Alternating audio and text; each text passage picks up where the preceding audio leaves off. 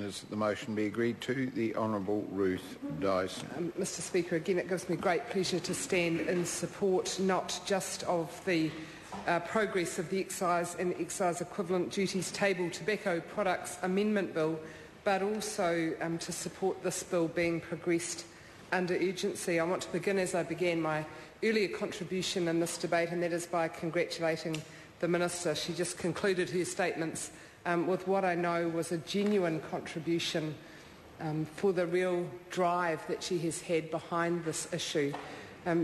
Minister Turia said at the outset of this debate that it wasn't often that the House got to debate what was literally a life and death measure. For us to have the responsibility for someone else's health, in part, and for us to have the opportunity to improve that health is a huge responsibility, and I'm just so proud to be part of the movement that will progress so many people's health in our nation. This is a significant health promotion measure.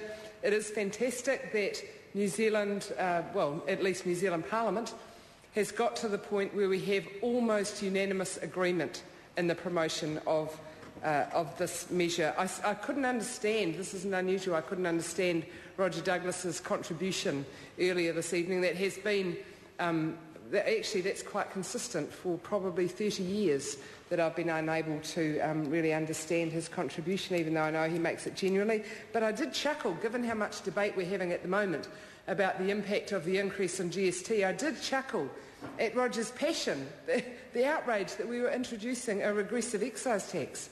This is the man who designed and introduced GST. It was extraordinary, really. But anyway, I'm sure that contribution was genuine as well. We know, of course, that increasing the cost of tobacco does have more negative impact on low-income people because we have more low-income people who smoke. That is not a good enough reason to say, and therefore we shouldn't help to reduce the amount of tobacco consumption. It is disproportionately borne by people who are on low incomes, people who are on benefits, and as I said in the earlier part of this debate, people who have mental illness. Those people deserve our support as a Parliament to stop smoking, or even better, as my colleague Ian Lees-Galloway said earlier, to not even start. It's a big step. We've had a lot of confessions coming from members of Parliament around the House about, their journey through tobacco smoking to being smoke-free. But a lot of people find it really, really difficult. And the more support that we can give them through a variety of ways, the easier it makes people to be smoke-free. We want to make that passage as easy as possible. So we need measures like this, which is actually one of the biggest contributors to the reduction in tobacco consumption. If you put the price of tobaccos up by 2%, it reduces tobacco consumption by 1%. The figures are on the public record, easy to see. As soon as you put the price up, you have a dramatic decrease, but you actually have to keep putting the pressure on because it flattens out after a while and then it slowly starts to increase again. This cannot happen in isolation. We need to make sure that nicotine replacements, that advice through the quit line are all accessible to people and affordable. That's a part of the package as well. And of course, the health promotion message, making sure that people understand that if used as prescribed, if used as intended, cigarettes kill half the people who use it.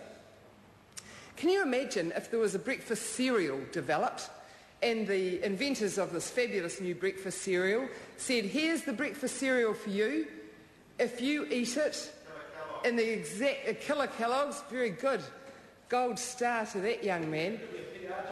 So if Killer Kellogg was invented and the person who invented it said, eat this in an appropriate amount every day and it will kill every second person, how many people would be racing off to the supermarket to buy a pack of Killer Kellogg? But unfortunately, the attraction of cigarettes, the portrayal in movies long before Mr. Bridges was born, but in the olden days, Mr. Bridges, you might not believe this, Smoking was portrayed as glamorous. That's right. Thank you, Mr. Bridges. 2 gold stars, gold star and bar for that man.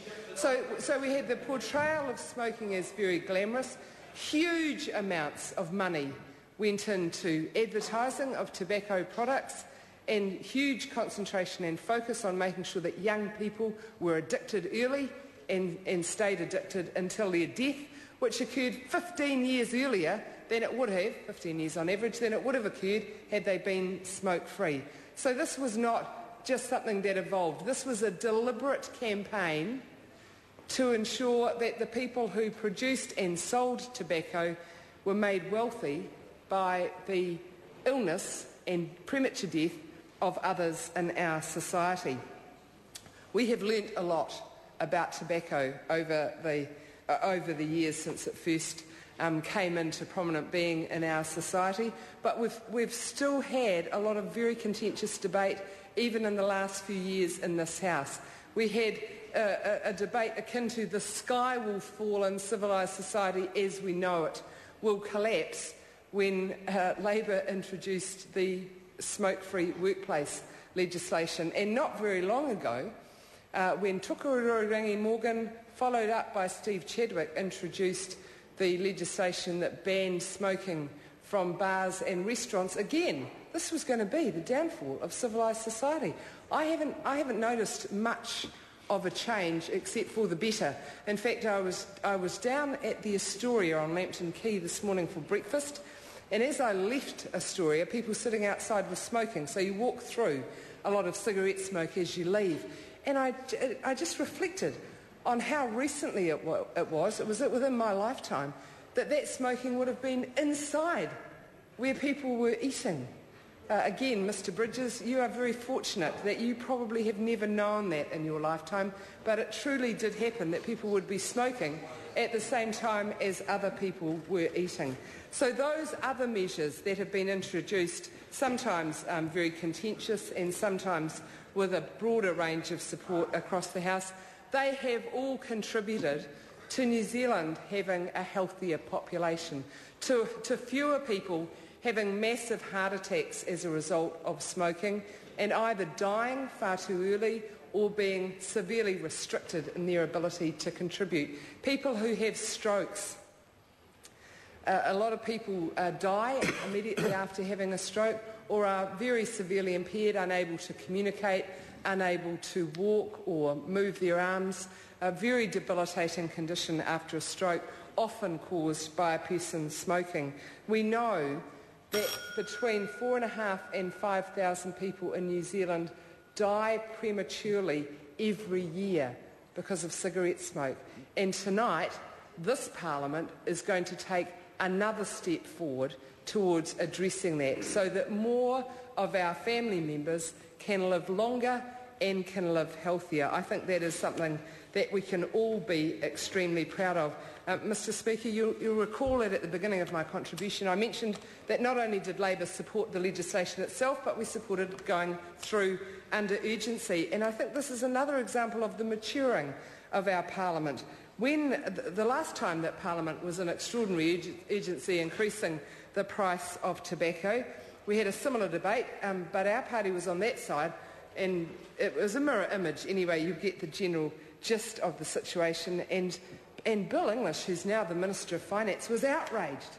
I recall the debate. He was absolutely outraged that this Parliament was going into extraordinary urgency to increase the price of tobacco. In fact, he said what an outrage it was, and he said, given that it's only 6 weeks until the budget, he challenged Labour as to why we hadn't included that increase in tobacco as part of the budget. Well, let me think now. How long is it until Mr. English's next budget? It's on the 20th of May, and today is the 28th of April. So it's half the time between this day and his budget than it was between that day and Dr. Michael Cullen's budget, and yet it caused him such outrage that we hadn't included increasing the price of tobacco in our budget. Well, we've decided we're not going to play those sorts of tricks. We understand the reason that this legislation is coming in now is because the last thing Bill English wants